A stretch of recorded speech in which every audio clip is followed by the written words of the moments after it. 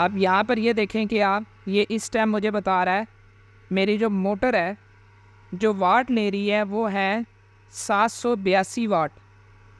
और इस टाइम जो मेरा यूनिट यूज़ हुए हैं बिल्कुल नहीं है 1 किलो वाट आवर, यानी 0.1 किलो वाट आवर इसने यूज़ की है।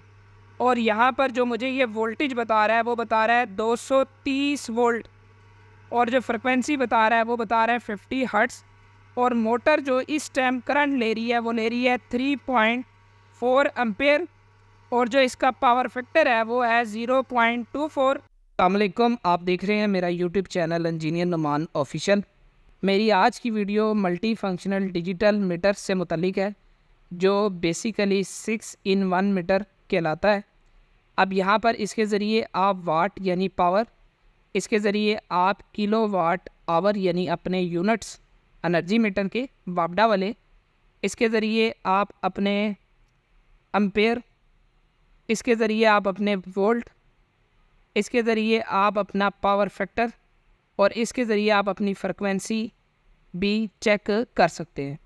अब मैं आपको इसे ओपन करके इसकी बेसिक कनेक्शन के मुतालिक बताता हूँ जो बड़े सिंपल होते हैं। मार्केट से आपको ये 3000 रुपये की मार्केट से अवेलेबल होती है।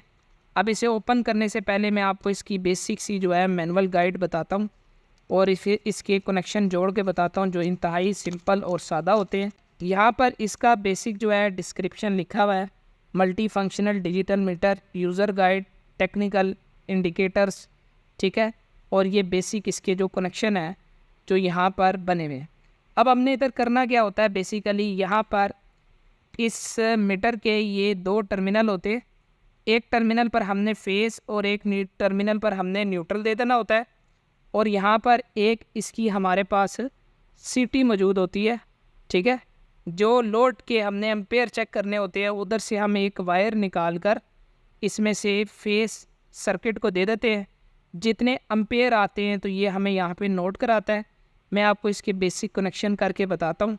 अब यहाँ पे हमने करना क्या है कि इस पॉइंट पर इस जो हमारी ये है इसे हमने यहाँ पर क्या कर देना है, ऐसे लगा देना है। अब यहाँ पे मैं फेस, यहाँ पे न्यूट्रल, और ये जो मेरी मोटर है इसको मैं सप्लाई दिलवा कर आपको चेक करवाता हूँ। चीज़ है कि हमने इसकी मल्टी फंक्शनल के कनेक्शन कर दिए हैं जो बड़े ही सादा और सिंपल है।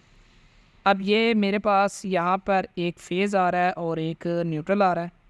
अब मैंने क्या किया है कि यहाँ से एक फ़ेज़ की वायर और एक न्यूट्रल की वायर, यानी कि ये जो 2 वायर्स आ रही हैं मेरे पास, ये मैंने इधर कनेक्ट कर दी है। यहाँ पे एक पे फेज़ दे दिया और एक पे न्यूट्रल दे दी, ठीक है। अब जो भी आपने लोड लगाया हुआ है बेशक वो ज़्यादा एम्पेयर का भी है तो उसके लिए ये हमारे पास सीटी मौजूद है, ठीक है।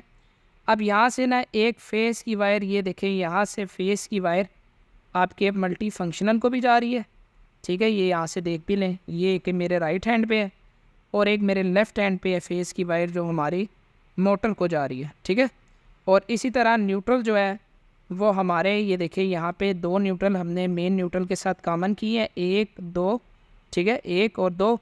अब ये वाली न्यूट्रल देखें हमारे इसको ये जो है मल्टी फंक्शनल को भी मिल रही है और न्यूट्रल जो है ये हमारी मोटर को भी मिल रही है। अब मैं जैसे ही अपना लोड ऑन करूँगा तो ये मुझे जो है 6 रीडिंग बताएगा। अब मैं आपको चेक करके भी बताता हूँ।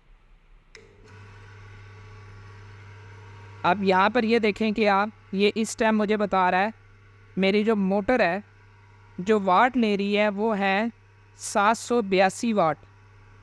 और इस टाइम जो मेरा यूनिट यूज़ हुए हैं बिल्कुल नहीं है 1 किलो वाट आवर, यानी 0.1 किलो वाट आवर इसने यूज़ की है। और यहाँ पर जो मुझे ये वोल्टेज बता रहा है वो बता रहा है 230 वोल्ट, और जो फ्रिक्वेंसी बता रहा है वो बता रहा है 50 हर्ट्ज़। और मोटर जो इस टाइम करंट ले रही है वो ले रही है 3.4 एम्पेयर, और जो इसका पावर फैक्टर है वो है 0.24।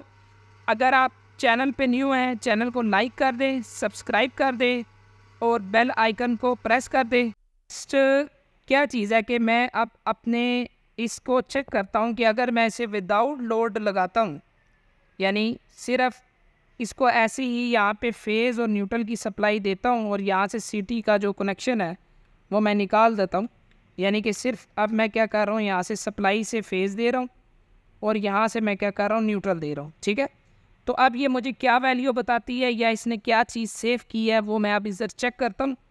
अब मैंने जैसे ही स्विच को ऑन किया है तो देखिए अभी लोड नहीं चल रहा, तो ये मुझे उसकी लोड की पावर की यानी वाट बता नहीं रहा।